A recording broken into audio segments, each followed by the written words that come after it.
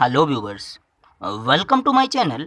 आज के इस वीडियो में हम एनसीईआरटी गणित कक्षा 10 की प्रश्नावली 6.3 का प्रश्न नंबर 10 हल करेंगे।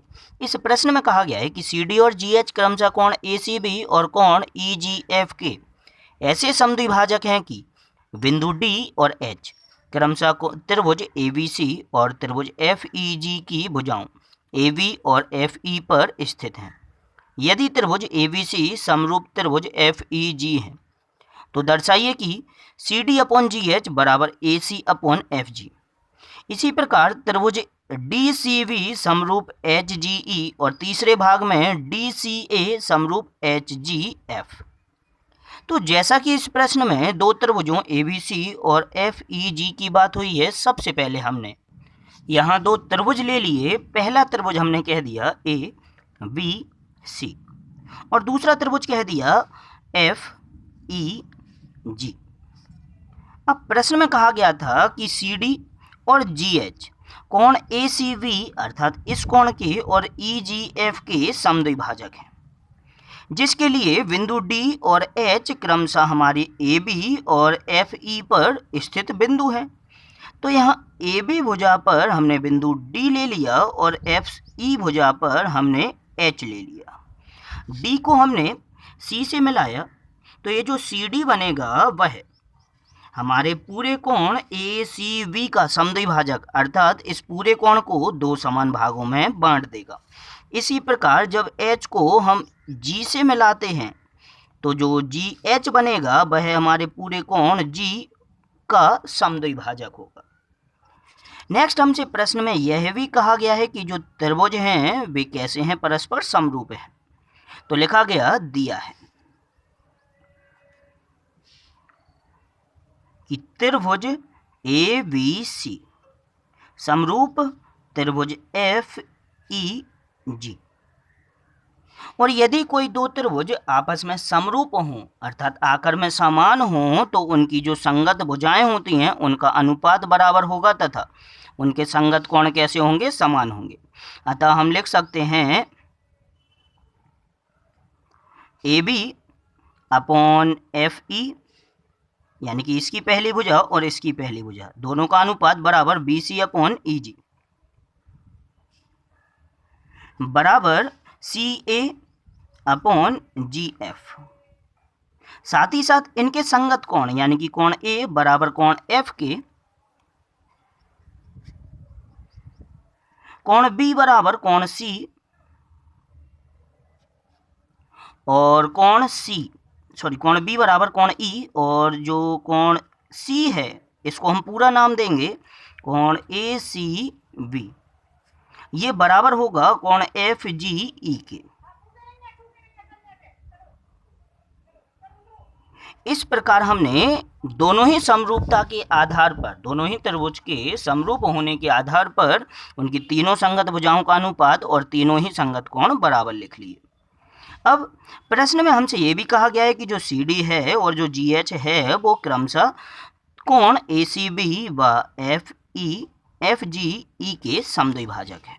तो लिखा गया चूंकि सी डी व जी एच क्रमशः कोण ए सी बी व कोण एफ जी ई की समद्विभाजक हैं, अतः इस पूरे कोण का ये भाग कोण ए सी डी बराबर होगा इस कोण के भाग वी सी डी के।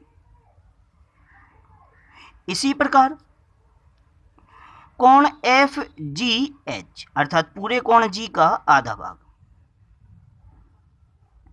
बराबर होगा ई जी एच के। इस प्रकार प्रश्न में दी गई जानकारी के आधार पर हमने सभी कोण और सभी भुजाओं को लिख लिया, लेकिन हमें इसमें सिद्ध करना है कि C D upon G H बराबर A C upon F G त्रिभुज डी सी बी समरूप एच जी ई और डी सी ए समरूप एच जी एफ।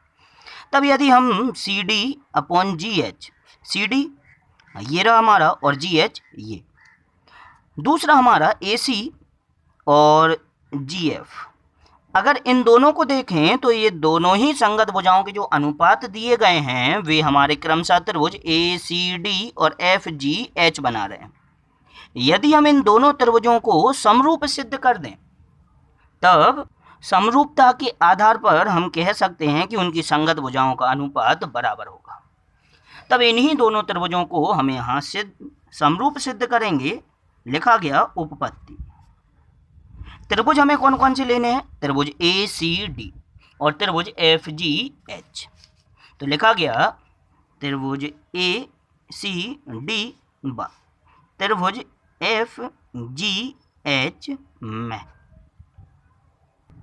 यदि हम चित्र में देखें तो कोण A हम पहले से ही बराबर सिद्ध कर चुके हैं कोण F के, क्योंकि ये पूरे बड़े बड़े त्रिभुज समरूप थे। तो लिखा गया कोण A बराबर है कोण F। साथ ही साथ भाई हमसे कहा गया था कि पूरा कोण ACB बराबर है कोण FGE के, और जो CD है वह इसे क्या कर रही है? समद्विभाजित कर रही है, और यहाँ GH इसे समद्विभाजित कर रही है। वही अगर पूरे बड़े बड़े कोण आपस में बराबर थे तो उनके जो आधे आधे भाग होंगे वे भी आपस में कैसे होंगे? समान होंगे। तो लिख दिया गया कोण ACD बराबर होगा कोण FGH के। और क्यों बराबर होगा? इसके लिए हमने लिखा समान कोणों के समद्विभाजक। तब इन दोनों ही त्रिभुज ACD व FGH के हमने दो दो संगत कोण समान सिद्ध कर दिए। और यदि दो त्रिभुजों के दो दो संगत कोण समान हों तो वे जो त्रिभुज होंगे वे आपस में कैसे होंगे? समरूप होंगे। तब लिखा जा सकता है अतः त्रिभुज ACD समरूप होगा त्रिभुज FGH के, और यहाँ हमारी समरूपता लग जाएगी AA समरूपता। तब सबसे पहले हमने इन दोनों ही त्रिभुजों को समरूप सिद्ध कर दिया। अब समरूपता की परिभाषा के अनुसार चूंकि समरूप त्रिभुजों की संगत भुजाओं का अनुपात समान होता है, अतः इनकी जो दूसरी भुजाएं होंगी CD GH, इनका अनुपात बराबर होगा इन दोनों ही त्रिभुजों की पहली भुजाएं AC और FG के अनुपात के। और यही हमसे पहले भाग में सिद्ध करने के लिए कहा गया था। तो हमने यहाँ इनकी दो दो संगत भुजाओं के अनुपात को अर्थात CD/GH और AC/FG को बराबर सिद्ध कर दिया।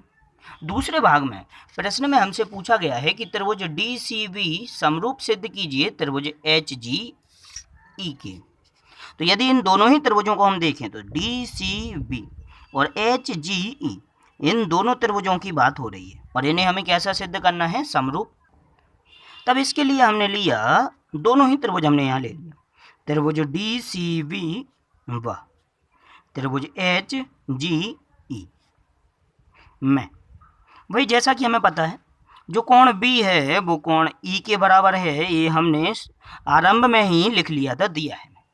तो लिख दिया गया कि कोण B अर्थात DCB का कोण B बराबर है HGE के कोण E की। इसी प्रकार जो कोण C होगा वो क्या है? इस पूरे बड़े कोण ACB का आधा है, और यहाँ पर ये जो कोण HGCE है वो भी इस पूरे बड़े कोण FGE का आधा है। और जो पूरे बड़े बड़े कोण थे वे आपस में कैसे थे? समान थे। तब इनके जो अर्धक होंगे वे भी आपस में कैसे होंगे? समान होंगे। तो लिख दिया जाएगा कि कोण DCB बराबर होगा कोण HGE के। और क्यों होगा बराबर? भाई समान कोणों के अर्धक हैं इसलिए बराबर है। इस प्रकार हमने इन दोनों ही त्रिभुजों के दो दो संगत कोणों को समान सिद्ध कर दिया।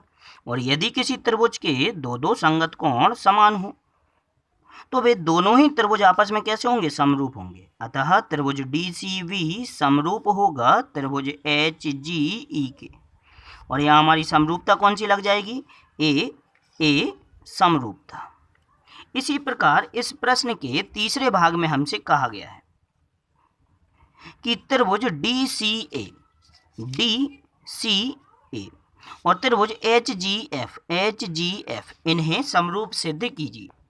तो यह तो हम पहले ही सिद्ध कर चुके हैं, ये दोनों त्रिभुज समरूप, तो हम वैसे का वैसा ही यहाँ पर सिद्ध कर देंगे जैसा हमने पहले लिखा था। लिख दिया गया त्रिभुज DCA व त्रिभुज HGF,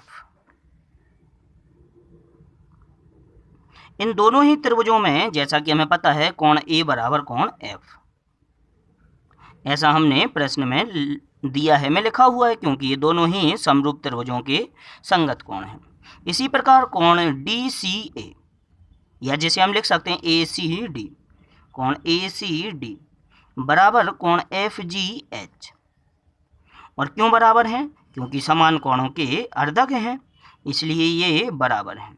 तब लिख दिया गया समान कोणों के अर्धक।